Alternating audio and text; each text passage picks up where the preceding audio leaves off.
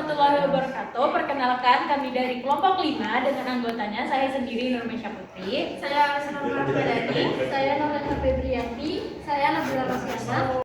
Jadi di sini kami bakal jelasin tentang hasil dari laporan yang sudah kami buat. Baik teman-teman, di sini saya akan menjelaskan latar belakangnya, yaitu ada perkembangan teknologi informasi menuntut sistem digital memiliki keadilan tinggi dalam menjaga keamanan dan keberlangsungan data. Nah, oleh karena itu diperlukan sistem backup yang terstruktur, otomatis, dan mudah dipelihara. Pemanfaat otomasi menggunakan shell script pada Linux memungkinkan proses backup dilakukan secara efisien, terjadwal, dan konsisten, sehingga mampu menimbulkan human error serta meningkatkan keadilan sistem sebagaimana telah dibuktikan dalam berbagai studi penerapan backup otomatis berbagai script. Selanjutnya, ada rumusan masalah. Di sini kami memiliki 3 rumusan masalah, yaitu yang pertama ada metode backup, apa yang paling sesuai untuk memastikan data tetap konsisten, aman, dan mudah dirotasi ketika dibutuhkan. Yang kedua itu ada bagaimana merancang proses backup harian yang terjadwal menggunakan Concrete serta aman menggunakan SSH reset. Bagaimana proses sinkronisasi data yang antara server dapat dilakukan secara aman melalui SSH dan VPN. Itu yang nomor 3. Selanjutnya di sini kita ada tujuan penelitian. Yang pertama itu ada mampu melakukan proses pencandangan data dan konfigurasi tanpa intervensi manual. Yang kedua itu ada mengimplementasikan sinkronisasi antar server untuk menjamin tersimpannya salinan data pada server cadangan. Yang ketiga itu ada meningkatkan keamanan dan keandalan data melalui proses backup yang terjadwal dan konsisten. Nah, habis itu ada landasan teori. Di sini ada sistem operasi adalah perangkat lunak untuk utama yang mengelola sumber daya komputer serta menjamin stabilitas dan keamanan sistem.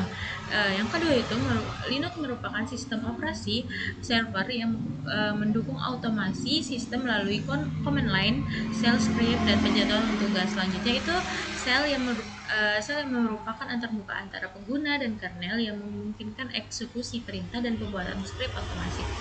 Nah, yang terakhir itu ada backup data, merupakan proses duplikasi data untuk melindungi informasi dari kehilangan atau kerusakan sistem. Nah, jadi di sini saya bakal menjelaskan tentang metodologi penelitian. Yang pertama itu adalah eksplorasi Linux. Nah, eksplorasi Linux dilakukan secara bertahap untuk memahami cara kerja Linux, khususnya terkait otomatisasi dan juga pelaksanaan data. Nah, distribusi yang digunakan yaitu Ubuntu. Mengapa kami menggunakan Ubuntu? Karena Ubuntu ini sangat stabil, fleksibel, dan juga sesuai untuk kebutuhan pembelajaran. Nah, instalasi juga dilakukan menggunakan VirtualBox dengan pengaturan sumber daya agar sistem ini dapat berjalan dengan baik. Setelah instalasi dilakukan, selanjutnya itu melakukan eksplorasi command line atau CLI sebagai antarmuka utama Linux dengan mempelajari perintah dasar, manajemen file, dan juga direktori seperti ls, cd, mkdir, cp, mv, dan juga rm. Serta pengelolaan hak akses menggunakan chmout dan chown. Selain itu diuji pula utilitas mendukung backup seperti tar, gzip, rsync, dan juga ssh. Nah, yang terakhir itu pengujian fitur sistem operasi untuk memastikan stabilitas dan juga kesiapan sistem, meliputi kinerja sistem, jaringan, serta penggunaan utilitas otomatisasi seperti cron. Sehingga lingkungan Linux ini bisa siap untuk digunakan dan untuk menjalankan sistem backup otomatis. Yang kedua itu metode pencarian artikel ilmiah. Nah, pencarian artikel ilmiah dilakukan secara terstruktur untuk memperoleh referensi yang relevan dan juga dengan topik backup otomatis menggunakan shell script pada sistem operasi Linux. Lalu yang ketiga itu ada kriteria pemilihan artikel. Nah, pemilihan artikel ini dilakukan berdasarkan relevansi dengan topik backup data dan juga otomatisasi sistem Linux, khususnya yang membahas penggunaan command line, shell scripting, cron, rsync, dan juga ssh. Nah, relevansi ini penting agar setiap referensi yang kami gunakan itu dapat mendukung pembahasan dan juga implementasi sistem yang dikembangkan. Nah, selain relevansi artikel, dipilih dari sumber yang kredibel seperti jurnal ilmiah, jurnal universitas, ataupun publikasi akademik. Nah, kami juga melihat dengan tentang terbit waktunya, yaitu sekitar 5 hingga 10 tahun terakhir. Artikel yang dipilih juga harus memiliki pembahasan yang lengkap agar memudahkan proses analisis dan juga penyusunan laporan. Yang terakhir ada teknik analisis artikel. Nah, analisis artikel ini dilakukan secara sistematis juga dengan menelaah tujuan penelitian, metode hasil, dan juga kesimpulan dari setiap artikel. Tahap ini bertujuan untuk memahami kontribusi dan juga tingkat relevansi artikel terhadap fokus laporan. Selanjutnya, artikel itu bakal dikelompokkan berdasarkan tema, pembahasan, serta sistem operasi Linux, penggunaan command line, serta otomatisasi scripting. Baik, pada slide ini saya akan menjelaskan bagian uji coba backup otomatis menggunakan sistem operasi Linux. Nah, backup ini dilakukan dengan memanfaatkan shell script yang berfungsi untuk menyalin dan mengarsipkan data secara otomatis. Dalam script ini ditentukan folder sumber yang akan di-backup dan folder tujuan penyimpanan. File backup diberi nama berdasarkan tanggal sehingga tidak saling menimpa dan lebih mudah untuk dikelola. Nah, proses backup ini menggunakan perintah tar untuk mengompres data menjadi satu file arsip dengan format nantinya yaitu tar.gz. Dengan adanya script ini, backup dapat dijalankan secara otomatis dan juga terjadwal, misalnya menggunakan cron, tanpa perlu dilakukan secara manual.